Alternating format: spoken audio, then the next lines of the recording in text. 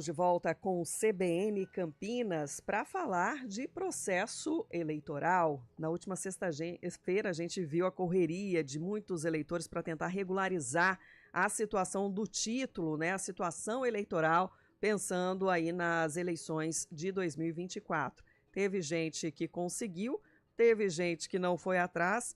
E agora, né? Ficaram ainda algumas dúvidas em relação ao que pode, o que não pode ser feito. Por isso a gente volta a falar com a chefe de cartório eleitoral, a Egli Prado, que está conectada aqui com a gente. Seja bem-vinda, Egli. Muito obrigada, bom dia a todos. Espero poder ajudar a esclarecer algumas dúvidas ainda pendentes. Quando a Egli me passou que no último dia, né, o cartório aqui de Campinas atendeu 1.850 pessoas, Nossa. Fiquei aqui pensando na trabalheira que esse povo deu para a equipe do cartório, viu, Egli? Conseguiu atender todo mundo que estava na fila?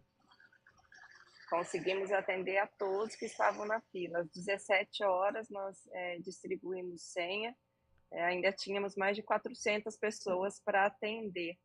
Às 8 horas da noite nós conseguimos encerrar o atendimento do último eleitor naquele dia 8 de maio. E qual que era a principal pendência desse pessoal que deixou para a última hora, assim, que vocês mais constataram o procedimento mais procurado, digamos assim? Foi o de alistamento de jovens eleitores, especialmente. Alistamento e transferência das pessoas que não tinham biometria, porque não conseguiam fazer isso pela internet. Apesar do convênio que o Tribunal Regional Eleitoral fez com o Denatran, como a biometria dessas pessoas, do alistamento não tinha como, né, ser importado, mas dessas pessoas que estavam transferindo ainda não tinham a biometria, elas eram obrigadas a vir. Né? Então, sobremaneira, a gente atendeu foi esses eleitores no último dia. Agora, o balanço final desse cadastramento eleitoral vai ser divulgado só lá em julho, né, Egli? Agora, por exemplo, quem não conseguiu fazer a regularização não vai conseguir votar esse ano. É isso?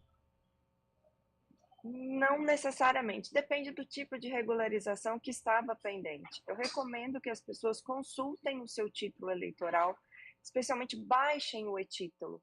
No e-título é possível ver a situação daquela inscrição eleitoral.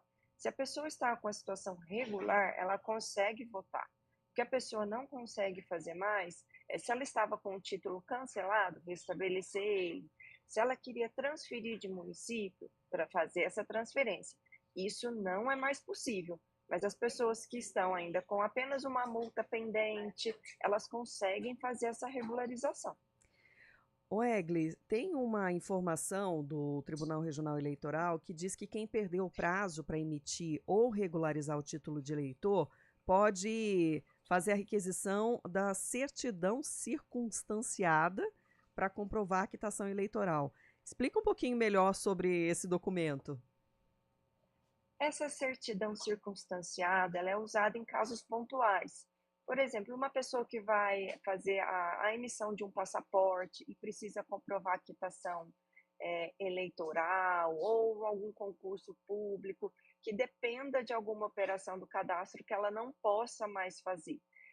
Por que pontual? Porque ela é temporária. Não adianta a pessoa vir aqui, pagar a multa, deixar a inscrição eleitoral dela em ponto de fazer uma transferência, que a gente fala tudo, e pegar essa certidão e usar ela por 2, 3 anos. Ela não vai ser válida, ela só vai ser válida até novembro, né, que é quando o cadastro eleitoral reabre. Então, se a pessoa tiver alguma emergência, que ela precise desse documento, o cartório eleitoral vai atender, vai emitir e ela vai ser válida até novembro. Tá? E, Por isso, ela deve ser utilizada apenas pontualmente. e como que faz esse requerimento? Tem que ser presencial?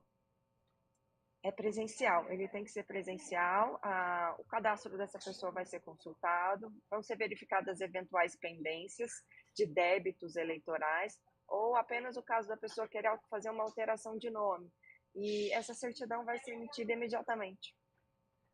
E só para entender, Egli, por que esse prazo já termina agora? A gente está um pouco mais de 4 meses da eleição, por que não dá para fazer mais perto essa regularização, já termina com essa antecedência toda?